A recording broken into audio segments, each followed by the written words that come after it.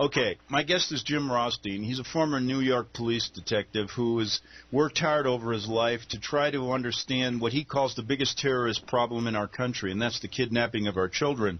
Many of these kids that you see on milk cartons, their pictures on milk cartons, go into these pedophile rings. Jim has documented it, and one of the things he talks about is that none of these investigations in the 30 or 40 years he's been working on this, both publicly and privately, have ever gone to the very top. When you talk about the very top, he means high-level government officials who are protected, as well as high-level Vatican officials who are protected, i.e.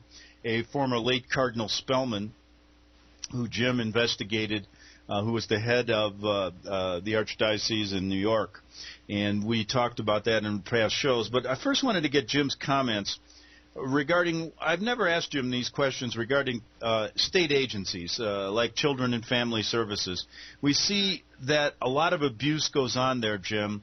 Kids are being, if they're not being taken off the street by kidnappings like you're talking about, they're being somehow corralled into these agencies and then put into foster cares when you find that there's really no abuse in families. Were you ever working on it? Were you ever aware of any problems with Children and Family Services while you were working as a police officer or after? Yes, we did. Well, during the time I was a police officer, we had a big thing going between Illinois and Texas, and these kids would end up in foster care, and it was a couple hundred of them ended up shipped down to Texas to some social services network there, and they were funneled into the pedophile world. We also had at another instance where in Minnesota they had one where when the kids that were in foster care and stuff ended up in these homes, they had one in a place called Sauk Center, a girls' home, and we actually had that they were selling the kids to the pimps to be brought into prostitution around the United States, especially New York City.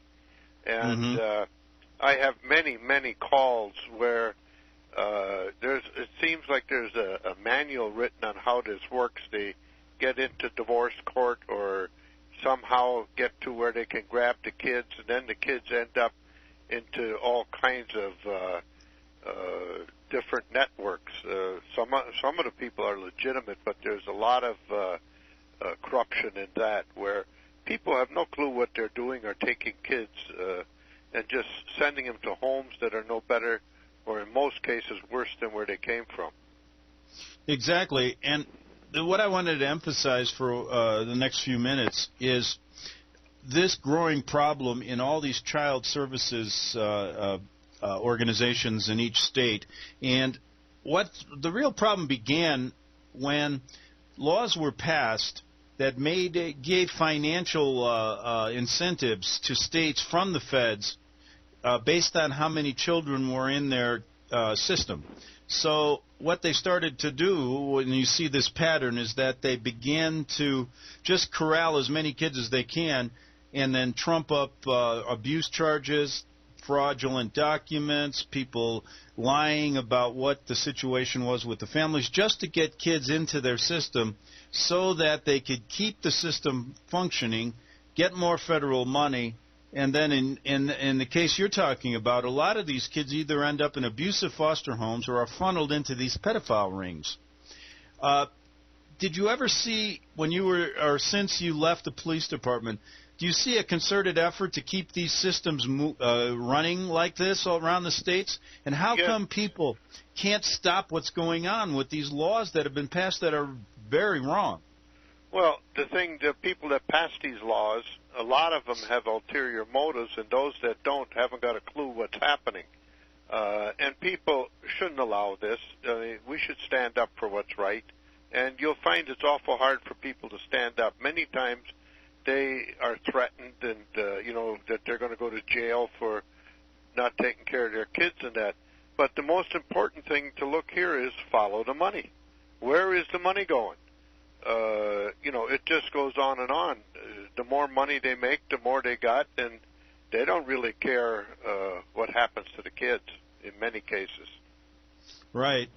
And I just see stories of abuse all over the country in these systems, people talking on my show regarding how kids were taken away for a simple dog bite, how kids were taken away because one parent argued with another child. In the case of certain ministries, like the Alamo ministry, they just raided the place, and now over 35 children are still in custody for the last 8 or 9 months without really solid evidence of abuse. And these state agencies can just walk in, basically, and take these kids. Now, where they end up is another story.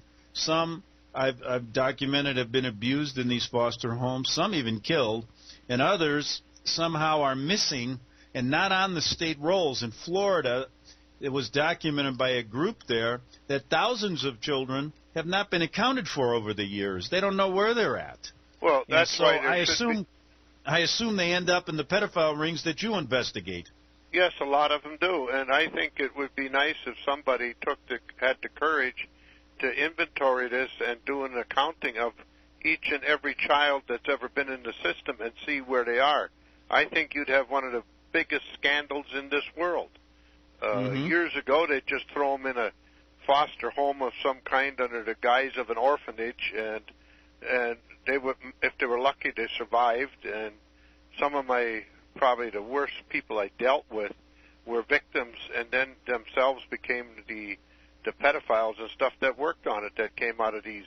And now you've got these kids thrown out, seized by people who have no clue what they're doing, overzealous people who shouldn't even be in the business, and they take these kids, and these kids disappear. Who's watching over that? Nobody. And if you bring it up, you're a bad person. Yeah, exactly. Now, you've called the biggest terrorist threat in this country not what went on after 9/11, but the kidnapping of our children into these pedophile rings. You've dedicated your life to this. As a police officer, you first started out in Vice in New York, and then you worked your way up as detective. Then you got on the State Crime Task Force to try to eliminate this problem. But tell us why you consider this to be the biggest terrorist threat in our country, even to this day. Well, that's not hard to figure out. You've got these kids disappearing and dying. It covers quite a different variety of things. And you never, you hear this thing, they're investigating the local authorities, the federal authorities, and then the classic comment, we can't talk about it, it's an ongoing investigation. And people start believing this. And I think I've said this on every show I've ever done with you. The only mother I know that's ever stood up and fought him to the end was Noreen Gosh. She just didn't believe that. She wanted to see what was being done, and when she saw nothing was being done, she understood how the system worked. And it's a classic case. I always refer to her case because of how it worked. And this goes on more and more every day. And any police officer or federal agent who dares investigate these cases to the fullest extent of the law, his career is over with. And what really amazes me why it's terrorism is that people are scared to go ahead and want to know what happened to their kid all across this country. And it's growing and growing and growing, and nothing is being done. Although I've seen lately, for instance, they're doing this federal investigation into the trucking industry with the disappearance of children. Long overdue. There's a number of other things that I just saw the other day. I have a person who's sending me information where they're having these buddy rides with truck drivers for kids. I mean,